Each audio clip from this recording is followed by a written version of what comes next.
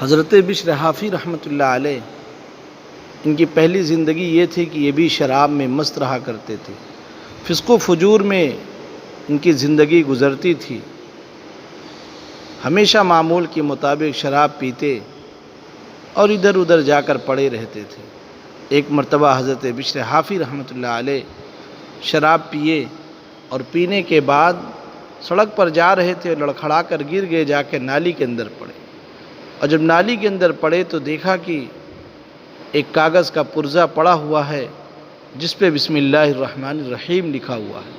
حضرت بشر حافی رحمۃ اللہ علیہ اس کاغذ کو اٹھاتے ہیں، اٹھانے کے بعد اس کو پانی سے دھلتے ہیں، اس میں عطر اور خوشبو لگا کر اور پاک کرنے کے بعد اس کو اونچائی پر بڑے ادب اور احترام کے ساتھ رکھتے ہیں۔ رات کو خواب میں اللہ رب العزت والجلال نے ان کو دکھایا اور کہا کہ اے بشر، تو شراب پی کر دنیا سے تو غافل تھا، لیکن تو میرے نام سے غافل نہیں تھا۔ آج جب تو نے میرے نام کے ساتھ وہ عظمت اور احترام کا کام کیا ہے تو فرمایا کہ اس عظمت اور احترام کے ذریعے سے ہم نے آج آپ کو اپنے ولیوں میں شامل فرما لیا۔ سبحان اللہ! یہ قرآن پاک صرف بسم اللہ کے کاغذ کے احترام پر اللہ مقام عطا فرما رہا ہے، اور جس کے دل کے اندر قرآن کی عظمت ہوگی، قرآن کی بڑائی اور اس کی ہیبت ہوگی، اس کو اللہ رب العزت والجلال کیا مقام دیں گے۔ میرے بھائیوں دوستوں، آج ہمیں قرآن کی عظمت حاصل کرنے کی ضرورت ہے، قرآن کو اپنے زندگی کا منشور بنانے کی ضرورت ہے۔ ہم قرآن کو عظمت کے ساتھ پڑھیں۔ لکھا ہے کتابوں کے اندر کہ قرآن جب پڑھنے لگے تو یہ سوچے کہ دل کا زنگ دور ہوتا ہے۔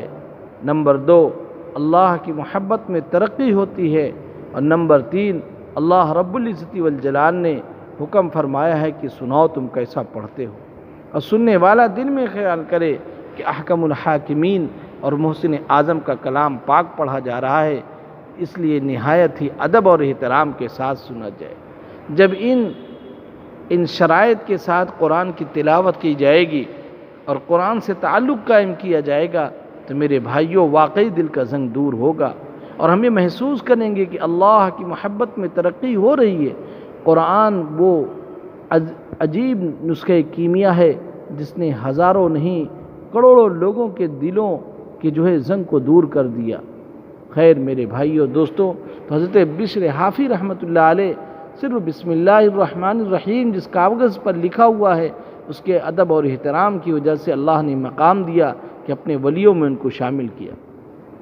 حضرت بشر حافی رحمۃ اللہ علیہ کو اللہ نے جذب فرما کر اپنے خاص ولیوں میں شامل فرما لیا، اور آپ کا معاملہ یہ تھا کہ آپ راستے میں چلتے رہتے تھے اور یہ آیت پڑھتے تھے وَالْأَرْضَ فَرَشْنَاهَا فَنِعْمَ الْمَاهِدُونَ، اور یہ کہتے تھے کہ یہ بستر اللہ نے زمین پر بچھایا ہوا ہے۔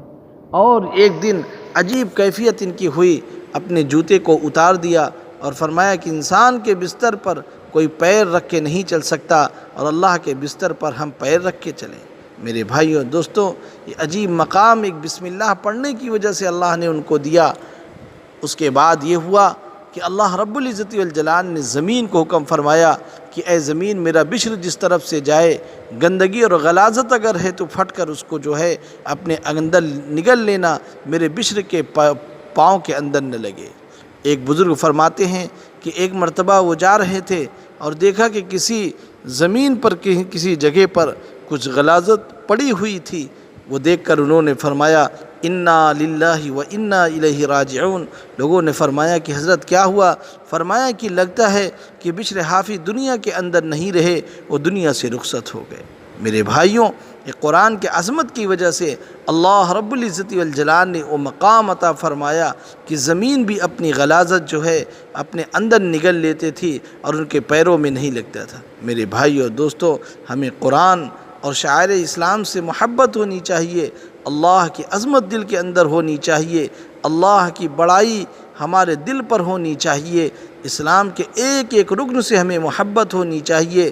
ہم ادب اور احترام کا کام جب کریں گے تو اللہ رب العزت والجلال اس ادب اور احترام کی وجہ سے جیسے بشر حافی کو مقام دے دیا، آج اللہ وہی ہے، آج اللہ وہی ہے۔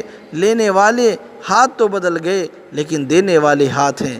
میرے بھائیوں، آج ہم بھی اسی عظمت کا، احترام کا کام اگر جب کرنا شروع کر دیں گے تو اللہ وہی ہیں، اور صبح قیامت تک اللہ وہی رہیں گے، اور اس کے بعد بھی اللہ رہیں گے۔ وہ اللہ ہم کو دیتے رہیں گے۔ اللہ رب العزت والجلال ہم سب کو قرآن مقدس سے دل کی اندر اس کی عظمت اور بڑائی عطا فرمائے۔